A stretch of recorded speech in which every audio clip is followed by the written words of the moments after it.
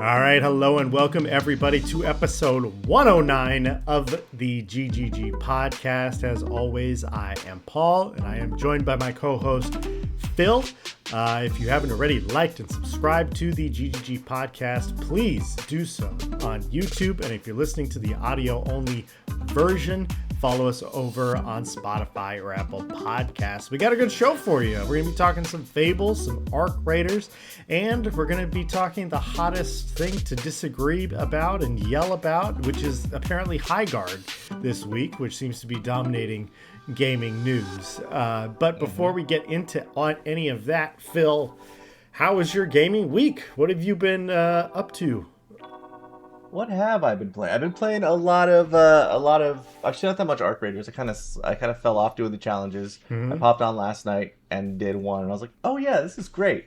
But I feel like I'm in a lobby situation now, and I'm like, I gotta get rid of a bunch of stuff, to then go do a couple naked runs at Stellamontis to die randomly, so that I could just get back to the chill lobbies. Right. But there is a little bit of fun and thrill of barely surviving. I've been playing a lot of Absolum, which is in the news. We'll talk about that a little bit more later. I've been playing Enshrouded because my trainer at the gym would literally not stop talking about it. So I was like, all right. Your trainer at the gym is talking about Enshrouded. Okay. He's a nerd, and he's like, no, dude, it's so good. It's really cool. Okay. And then, of course, Marvel Rivals, because people stop picking Deadpool automatically. Yeah, I'm a pretty good Deadpool healer, so excellent. Feels nice. Will Phil appear in Avengers Doomsday, or? I will. Yeah, I'll be piloting several characters, and they'll be in wild skins. Right on. Well, I've been playing Arc Raiders a little bit more. Had a very bad experience yesterday. I'm pretty sure the people that killed me and my friend were cheating. Really? It was really weird. It was really weird. They just always knew where we were. And then I was firing at them and they were invisible. And then they were visible and I couldn't see them at all. And it just seemed like every shot was just auto hitting me no matter what. And It was at a crazy long distance too. And they weren't hitting me with an Osprey or a sniper rifle. So I'm pretty pissed about that. Really sucks. But a lot of cheaters going around in Arc Raiders right now. So hopefully Embark is working on it. I know they've released some statements about it and whatnot. So what I hope they do is release the dogs to go tear these cheaters apart. Yeah, for real. Then I've been playing Absolum, which I've been loving, having so much fun with. Very good game. I just got the frog guy. Yes, excited about that. He's so good. You're gonna love him. Yeah, he is very good. And then I've been playing a little bit of Donkey Kong Bonanza sprinkled in there. And then Highguard. I tried it out yesterday when it officially came out. And then just played with you around before we jumped in to do the podcast. So little smorgasbord of video games this weekend. Or I guess this week. Pretty nice. Yeah. Pretty nice. That's a good smorgasbord. Yeah. We got a shooter in there. We got a third person. We got a beat 'em up. That's been a while. Beat 'em up side scroller. What is going on? What? I hope those games come What is back. it? All right. Well, there are not really any major big game releases this week, so we're gonna skip that. Highguard came out, but we did mention it last week, and we're gonna be talking about it for the main topic. So let's get into the news that dropped as soon as we were finished recording last week, and that was Fable. Fable had a little showcase. Lots of fanciful things were shown. Before we get into the specifics and the details and everything like that, what were your just general impressions from all this big Fable media push? Well, I woke up to see the notification and I was like, as soon as I saw Fable in title, I was like, oh, they're probably canceling it, right? No, wrong. They went full I'm not even gonna say what I was gonna say. They went full 10 toes down on me and we're gonna make the game more Fable than it was actually. I'm very excited about how this game looks. It is exactly the type of game I want to play, like to play, and maybe it's just because it was like from my generation of the choices, all that stuff. So Fable holds a very special place in my heart, and this looks like all the people who made it love the heck out of Fable. Yeah, absolutely. It really feels like they played through the Fable games and picked out the stuff in Fable that worked, and hopefully left the other things that didn't work behind, including a feature like, depending on your decisions, it affects your appearance. So your appearance will not be affected by that anymore. Oh, and is that a feature you're going to miss?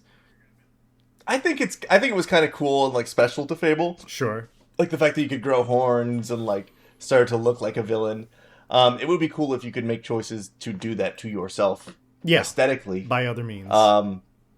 But yeah. What were your other thoughts? Because the system they have for like good and evil seems really interesting. Yeah, I mean, what I noticed, one, I'm happy that Lionhead, which is, I believe, the original company, the Peter Molyneux's company that worked on Fable.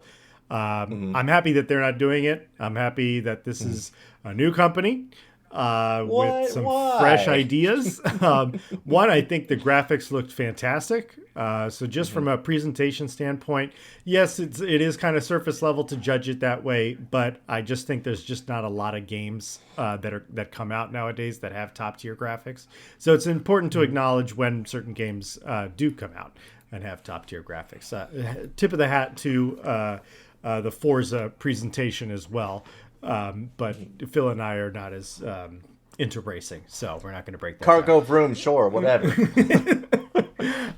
But I think the most interesting part of hearing the devs talk about it in the deep dive was really how they're building the world.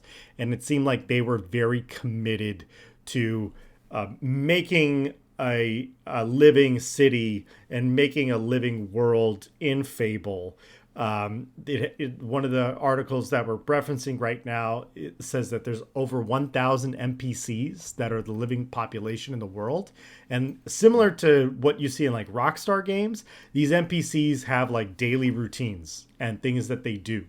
And so they are living and moving throughout the world. And I think that like when the game generation of SSD, this PS5 and Xbox One era came out, it's like, this is more what I thought we were going to see because of all of the being able to load things so instantaneously that's what we were going to get. And I feel like Fable is capitalizing on that in a way that a lot of other open world games don't really feel alive in that sense. Even like, I love Ghost of Yotei, but do the NPCs really have like lives that they're going through, or are they just sitting in the same spot they always are, or they're just little mission markers essentially? so yeah. I've been very impressed with that. I think the outfits look great. I think everything looks really, really good. I will say I still have some caution, just because every Fable that has ever had a showcase has looked really good. And then, we've had some dips in, Fable 3. No offense. Let's be real.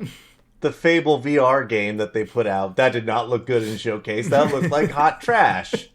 So, sure. And listen, a Fable 3, I will make an argument for the first half of that game is pretty fun. It's a pretty decent Fable game. And then it turns into a weird game. Then it turns into a weird King Sim game that doesn't quite... It's like they wanted to do black and white again, and they were like, "We know only like 6 people played black and white, so we're gonna remake it inside Fable because we want you to play it." And we took out the interesting part, which was the big cool pet you could have. That's why Peter Molyneux, by the way. Wow, yeah, yeah, spot on. Press the button. Yeah, it's a whole game. Peter Molyneux and Peaky Blinders. So. Yes. So one thing that I really thought was interesting from their little thing that they were talking about, all of the way that choices change your character.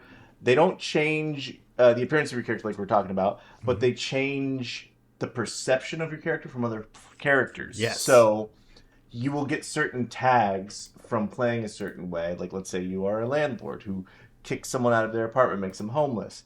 You will get like a slumlord or like some sort of thing like that. And certain people will dislike that about you. If you get like obscenely rich, certain people will see that about you and dislike that about you. So everybody kind of reacts to you depending on their own set of morals, which I think is pretty interesting. It's a good way to do it.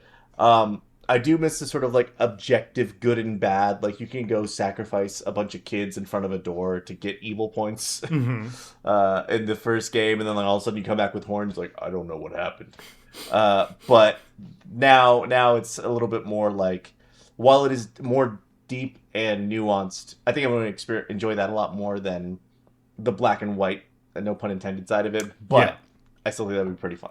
I hear what you're saying. I really like good and evil systems, but I do think they are very like simplistic in a lot of ways. It's like one of the reasons I really love The Witcher 3 is because it's very unclear in The Witcher which decision is the good decision. And I almost liked playing that way a little bit better, because if I'm ever faced with a good or evil decision, 99 times out of 100, I'm going to pick the good decision. And if I don't know what the good decision is, where I'm just trying to do my best, sometimes that's more fun because I don't feel as like regretful about those decisions. So I'm interested to see how it goes. I do feel like this is a Fable for a little bit of an older audience than it originally was. It kind of reminds me of like a leap between Avatar: The Last Airbender to The Legend of Korra, where it's like, okay, the audience has grown up a little bit. Let's grow up the criteria a little bit. Not that there wasn't like dark things in the original Fable or anything like that, but it definitely feels a bit more grown up, and I'm happy to see that. So we love a bit of nuance, the combat in it looks pretty cool. We didn't see too much of it, but it looks almost like The Witcher at this point. I also thought at moments it kind of looks like Hogwarts Legacy a little bit as well. That's a fair comparison. I feel like this game it feels like it scratches a lot of the same itches that Hogwarts Legacy kind of scratched. Hopefully it is on a larger scale, and without all of the baggage attached to the Harry Potter. If Peter Molyneux comes out and makes me unable to play this game, I am going to freak out. So Peter, watch it. Yep. Scrub the internet, Peter. Please. Scrub the internet. Get at, please. All right. Let's press forward in the news. A little bit of Arc Raiders news. Aside from them working on getting cheaters out of the game, Arc Raiders has announced the Headwinds update, which is not necessarily new content. So I was a little disappointed by this. What it is specifically, it is a matchmaking playlist where solo players will be match made with teams of 3. So I don't know. That's pretty much it. Like, I've read this announcement on several different websites, and there doesn't really seem to be any more nuance than that, other than, them publicizing like, oh, will you be a sneaky solo? Or will you try to take on parties of 3? I guess the benefit of, if you're playing as a solo going against parties of 3, is that you do get bonus XP for playing in this mode.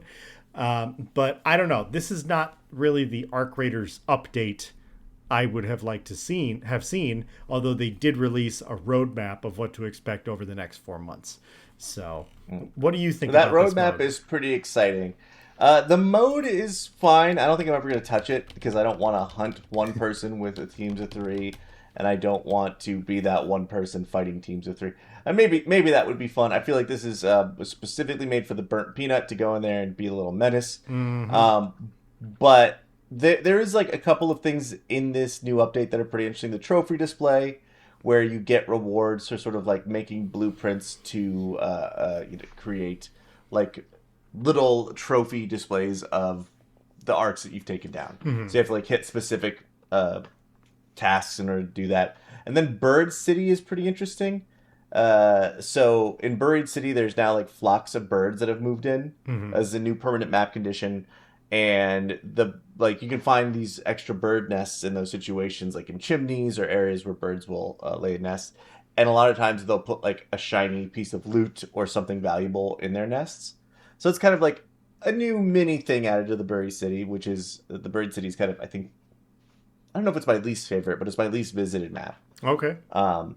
Yeah, and then 2 new epic augments got added, which is exciting, I guess. Sure. Some little things. Well, I have the roadmap pulled up right now, so let's just talk about that for a little bit. So we talked about what's coming in January already. It's almost the end of the month. Only a few more days left in January. It's pretty crazy. So that's the Headwinds update. For February, it will be Shrouded Sky. So there will be... Seems like a good month. Yeah. It's got lots of stuff in it. There's going to be a new map condition. There's going to be a new arc threat. There's going to be a player project. There will be a new Raider deck, so you can use all of those feat points. A map update. So not a new map, but a map update. So maybe a new area in a particular map is opened up or something like that. Or maybe, something like that. And then the expedition window is going to open up again if people want to do the expedition. In March, it will be called Flashpoint. New map condition, new arc threat, new player project, and a Scrappy update, which I can only assume will be another level that you can level up Scrappy to.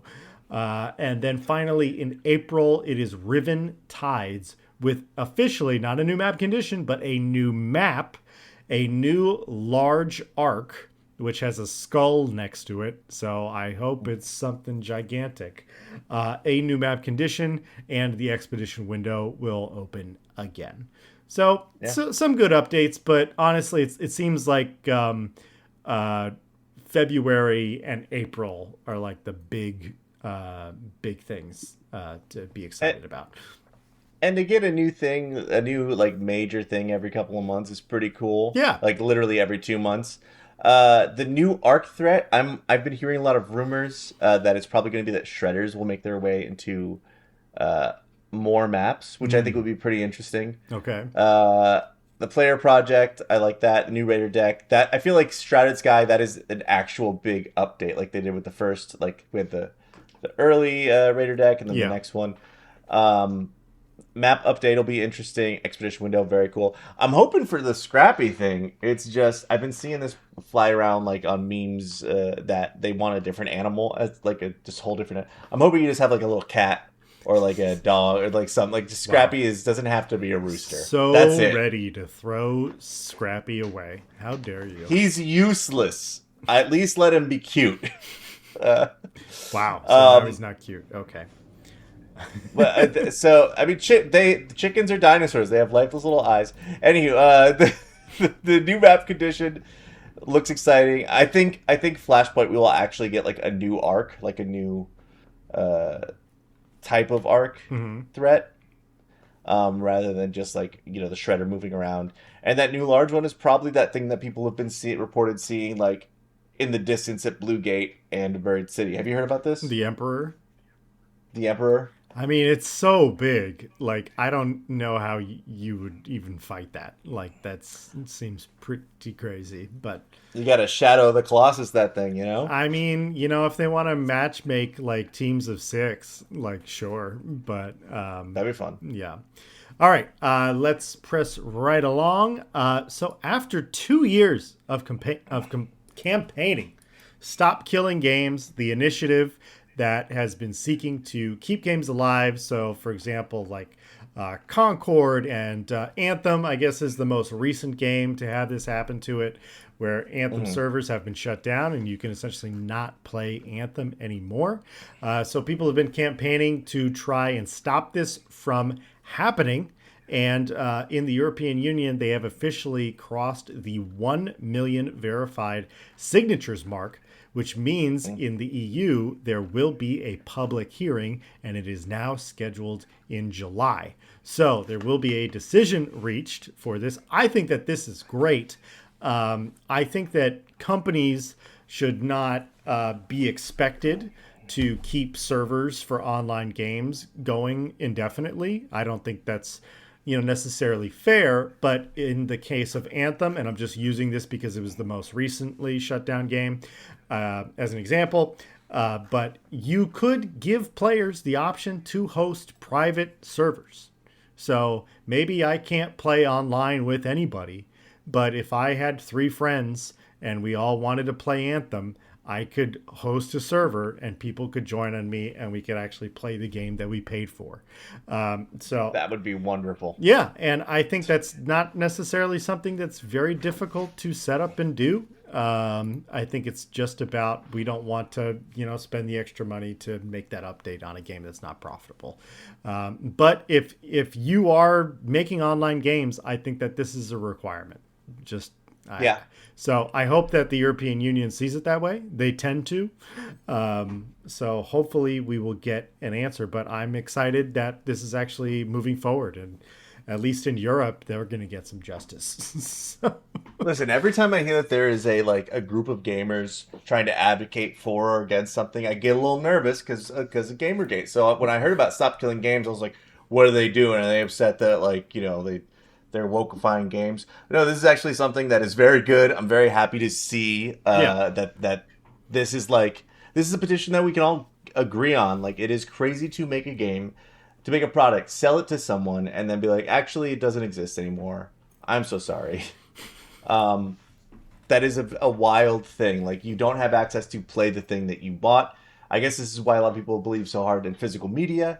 Along the same lines where people really advocate for physical media.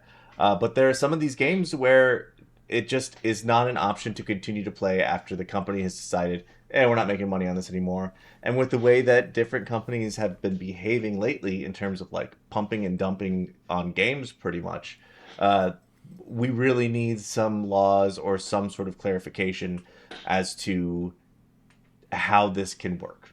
Yeah. So I'm excited. Hopefully we get a resolution, a positive one soon. Yeah, just private servers. Let us make our own servers. Nothing wrong with that. Yeah. Honestly, that's what older games used to do. If they turned off their servers, you could host a local server. Valve did that with Left 4 Dead. You can host local servers for Left 4 Dead. Pressing right along, we have a state of play coming up next month in February. Lots of things could be at the state of play, but there were some hints. Probably not going to be Wolverine, which I know is probably what Phil and I are most excited about. The suspects for this state of play are Halo Combat Evolved, to be shown on the PlayStation, running on the PlayStation, as well as Pragmata, 007 First Light. I think 007 First Light needs another showing of some kind to show that it's doing well and running appropriately on a PlayStation 5 Pro. That would be good. But we could also see some Intergalactic Heretic Prophet, which we haven't seen in a while, although I think that's a little less likely. I think that is a Summer Games Fest announcement. Or I feel like my money is got to be on Saros for this one though. That's their next game coming out, sure. And that's pure Sony. I doubt they're gonna do Halo. I know it would be a big rub in the face of Microsoft if they could be like, here's Halo, check it out. But I feel like Sony's just we're just gonna advertise the game we want you to buy, this specific one that we made, our company house mark, right. They've always been our favorites. That said, I also want to point out the new Fable game, day one on PlayStation. Oh yes, as well. Just something we should. Yeah. But yeah, listen. I think Saros is most likely. I'm sure we'd love to see Wolverine. If we get a clip of Wolverine, I'll be very happy. But it's still happening this year, Paul. I promise you. Yeah. Just like Grand Theft Auto and all the games coming out this year. Half-Life 3. Let's watch just a Pragmata one. How about that? Yeah. All right. Pressing right along. We'll report on that state of play when it happens. It's probably going to be in the second week of February, so expected mid-month. Absolum celebrates 500,000 players, and there is a major update, Phil. I'm excited because I haven't even beat the game yet, and new content. Let's go. Yeah, so February 12th, the Threads of Fate will update automatically into the game.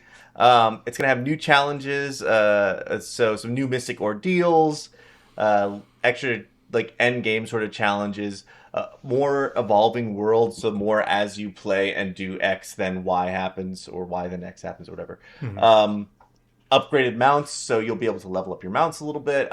You'll be able to get some new mounts, which is pretty exciting, and then some customization options. So I feel like the biggest things that are happening here are just like some extra challenges, some extra ways to play the game at the end there. I'm really hoping we get full DLC in the coming months. Like an extra couple characters would be great. 4-player mode. But 4-player mode would be great. I think they said that crossplay is coming very soon. Not with this update, but soon after this 1.1 update. Sadness.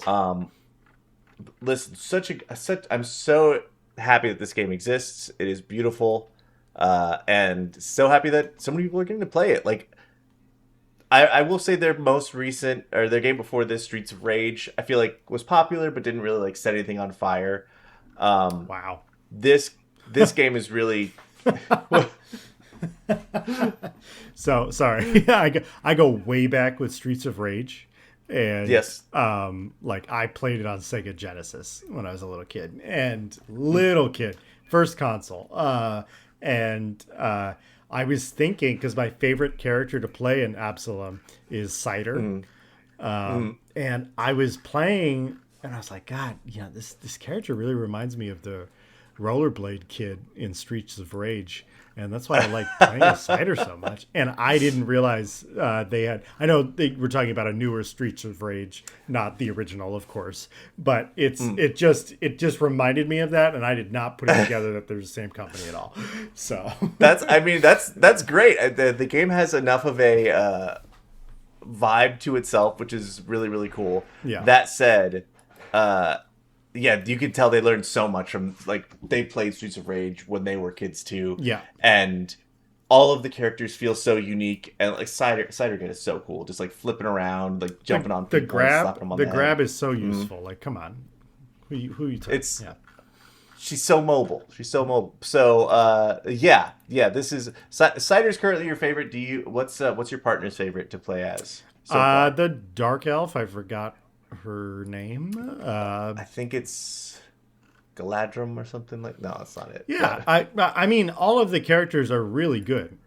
So it's I think, like, I really love the wizard. I don't like his heavy attack, his area of effect. I'm not crazy about, but I'm sure that can be modified because it's a roguelike and you modify the crap out of everything in those types of games. So yeah, but having a marvelous time with it. I'm going to keep playing it. I'm excited that they're updating it. I do want a 4-player mode. That would be really fun, even if it was just like a survival mode, so they don't have to like redo the campaign or something like that. But yeah, just been having so much fun with it. And I also think it's easier than Hades. And I think that's a good thing. Yeah. I think that, the game is obviously designed for you to fail at certain points, and that makes sense. But I don't feel like I'm struggling to get past a certain boss. It's just like, no, after I've tried this boss 2 or 3 times, now I'm getting past them consistently, kind of a thing. So I think there's a good difficulty balance in the game. That's really nice. All right, should we get into our main topic this week, Phil? Let's do it. We're talking Highguard, which just came out yesterday. News has been all over the place. Everybody's posting their so far reviews. IGN's been posting, GameSpot, Games Radar, Polygon. And here's the thing. A lot of the gaming news websites say the game is pretty good. Kind of Funny likes it as well. Jeff Keighley, obviously a fan of it. We should mention that before we fully get into it. But Jeff Keighley invited them to take that slot because he really liked the game. And they were always planning for it to be a shadow drop, which is why we didn't see any news coming out about this. So I think that's super, super interesting. But yeah, I played it for about, I want to say like 2 or 3 hours yesterday. And I really started to get a understanding and a vibe for what the game actually is. And It's really unique. I have to say that. It's like a MOBA, but it's not fully a MOBA. It's like Apex Legends, but it's not fully Apex Legends. And I like and I like that it keeps the game mode moving, where it's just like there's a lot. When I used to be really into MOBAs, really into Heroes of the Storm. I like played the crap out of that game, and there's always those games that just take forever. It's why I can't play Dota, is because the average game length is like an hour long. And if I lose a game for playing it for an hour, that's just like, what did I just do for an hour? So I like the format of this game. It's like not all games are 10 minutes long, but a game will never be more than 20 minutes long in the way that they have it set up. I really like the mobility, the speed of the game. The graphics are not amazing, but they're very serviceable, and especially if you're able to run the game on high. I will note, I think it does require a hard boot or a smart boot or whatever that's called now for the new version of Windows.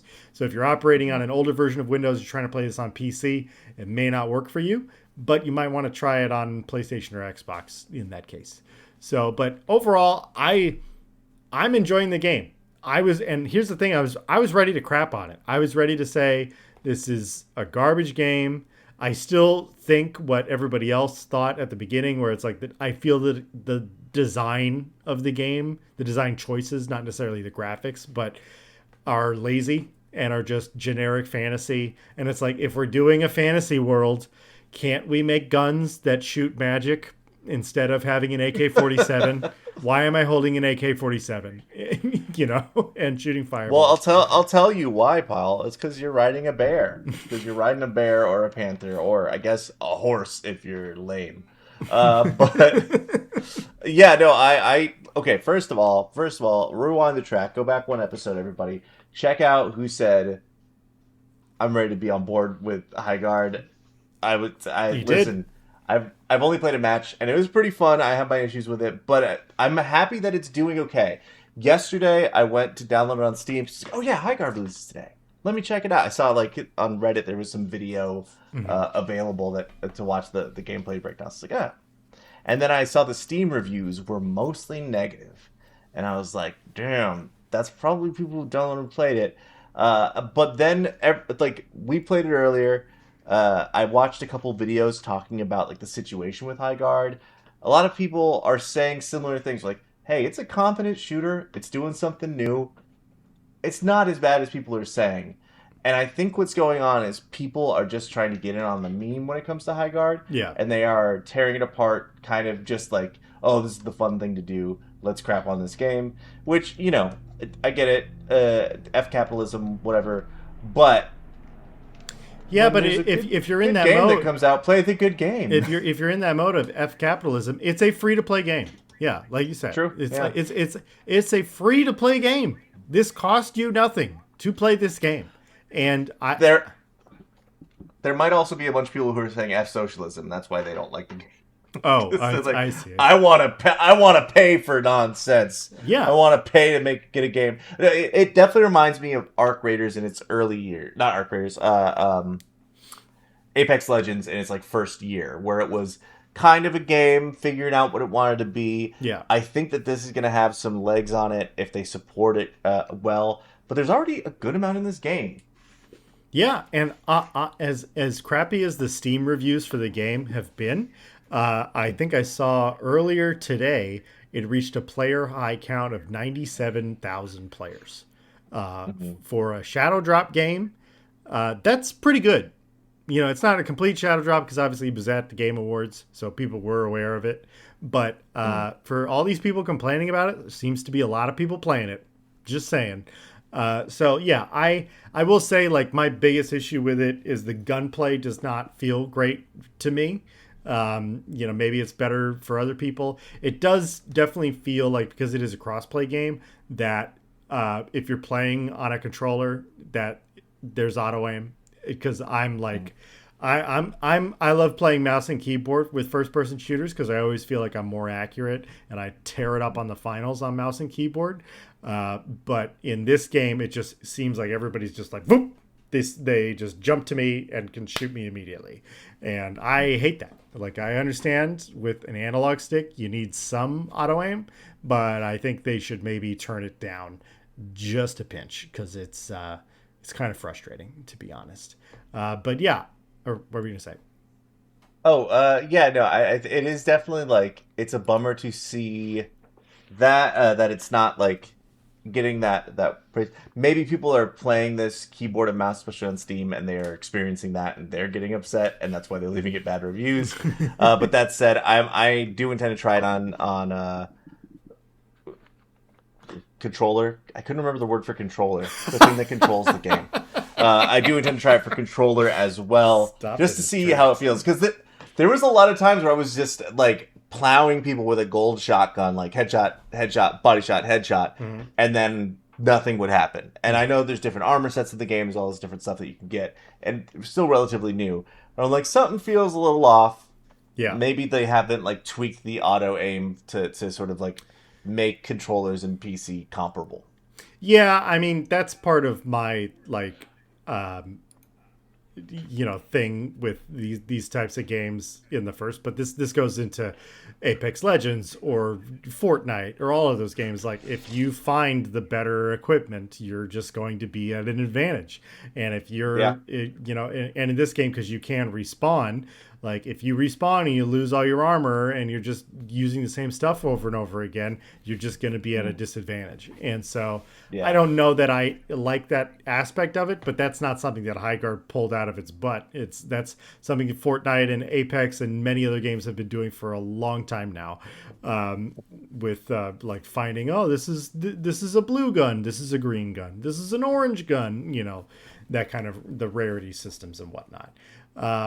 But yeah, I think it's where people are getting pissy about it is because it's not like any other game, to be honest. Mm-hmm. It's kind of hard to describe how the game is built, how the match is set up, where it's kind of like a MOBA in that you have a base, but you don't have any auxiliary bases, and there are no lanes. There's no minions or anything like that. Nobody's jungling. Yeah, people have complained. It's like the map is too big. Like you can't shoot or see anything. It's like the map is big because phase 2 of the game mode that it has invented is about just running around and looking for loot and farming. Yeah, it's not about like killing things. That's the next phase when the super sword spawns. I forgot what it's called, the Gladius or whatever it is. The Breacher, the big buster. Yes, the He-Man device. The busting sword. Yeah, exactly. So like that's what the game is. And so it still forces you into combat a lot of the time where you're not having to run all over the map. So I just think like you need to be careful when you're playing a game for like an hour, you play the tutorial, you played a match, you lost, and then you get on Steam and you just give it a negative review to just give it a negative review. I will admit, I was frustrated after my first match of Highguard, like regular match, not the tutorial. I was definitely frustrated, but it was because I didn't fully understand everything that was going on. I didn't know where I was supposed to be. I didn't know what I was supposed to be doing. I didn't know when to push and when it's like you can't push because you're on defense. So you just have to play defense right now. So all of those factors weighed into my experience in the same way that the first time I played Arc Raiders, I had a horrible time and I closed the game immediately. So try it again. It's free. And people that are complaining about a free game, it's like if this game released at $60, $70, you should tear it a new one. It is not a $60, $70 game. It's probably not even a $40 game. But like it's a free to play game. What do you have to complain about? You're holding these projects to standards that are very unrealistic for what you're actually committing to interacting with it. The game. So I didn't get to explore what their money God, I can't even think of the word the marketing, what their monetization, what you're spending money, monetization of the game is. I'm assuming it looks like skins and mounts, and then besides that, that's it. I will say I like the designs of the characters in this game as well. I like the looks, I like the different I like the graphics. Like I think it's very visually impressive, especially when you're looking at your characters. And overall, like riding in first person usually kind of sucks. Like riding a mount. Yeah. They did a great job with that. Yeah. There's a lot of positives to this game. The little mining mini game is great. The in-game shop is cool. There's a lot that's good already, and for a free-to-play game, I think we're very lucky that this is like that they're not trying to charge us $40 even for this game. Yeah. Now, I will say I think Jeff Keighley kind of screwed him by putting this last at the Game Awards because it got all sorts of attention that I don't think it needed or was ready for. Yeah. I think I don't know. I think it's a good thing and it's a bad thing because one, it is getting a lot of negative press, or actually, no, it's not getting negative press because the press likes the game. It's just Steam users don't like the game for a variety of different reasons. But they probably never would have picked it up and played it if it wasn't at the Game Awards. So, like I said, they had the 97,000 people online. You probably don't have that number if the trailer is not at the Game Awards. So True. I think that the best thing probably would have been to have it in the show, just not have not last. Yeah, not last. That was a terrible choice. So, Jeff, I understand you were trying to do a cool thing. I appreciate it, and I hope the company appreciates it. But yeah, the last thing was the mistake, not having a trailer for it. So, yeah. Any other thoughts on Highguard before we wrap episode 109, Phil? I guess I'm excited to see if they do a battle pass or like what their sort of plans are to flesh the game out. I'm excited to play a few more rounds because I still feel like I got to learn the game. So but let's talk battle pass pretty good. real quick. So there is kind of a mini battle pass that I think if you download it first month or something like that, it's free. You just have to go into the menus and unlock it. But it costs zero money. And there is there's one legendary skin for one of the characters, and then there's skins for some of the weapons and stuff like that. So their monetization is all aesthetic. All characters are unlocked, just like Marvel Rivals. So it's aesthetics for the characters themselves, and then skins for the guns and the melee weapons, as well as the mounts and whatnot. And I think currently there's horses. There's giant cats or panthers or whatnot, bears, and then there's a griffin thing. But I think you do have to pay for the griffin one. I don't think that's a free one. But you still, have to pay for the griffin. There's also skins for the mounts, like armor. Yeah, so it's all skins. They're not locking out content behind paywalls and whatnot. But I think people forget that because we've been all monetization in games now seems like it's just aesthetic. So people have gotten used to that. And it's why can't I have all this stuff? It's because you didn't pay any money, dude. You've paid nothing except for memory for this game. Yeah. And I guess time. Yeah. Whatever. So you got to give time for everything. So yeah. You do. But I bet you this game picks up steam. I don't see it as an industry breaker by any extent of the imagination. But I think this game could be pretty popular, and especially for people who have not quite played MOBAs and don't understand how they work. I got the feeling playing a lot yesterday that especially maybe it's a lot of Apex players or whatever, but they're not used to respawning and having that respawn be delayed, and so you get a lot of in MOBAs you call it stagger spawning, where you're never together as a team because inevitably somebody's just getting killed and then that person's on the respawn timer and so on and so forth. So yeah, it's that's definitely a thing in Marvel Rivals too, where you have to sort of stop with your team and then do an emote that's here, wait here, regroup, otherwise we're just gonna keep losing. Yeah. So yeah, I'm high on it. I think it's pretty good for a free game. If it costs $60, I wouldn't be saying that. But for a free game, it's pretty good. Quit your whining.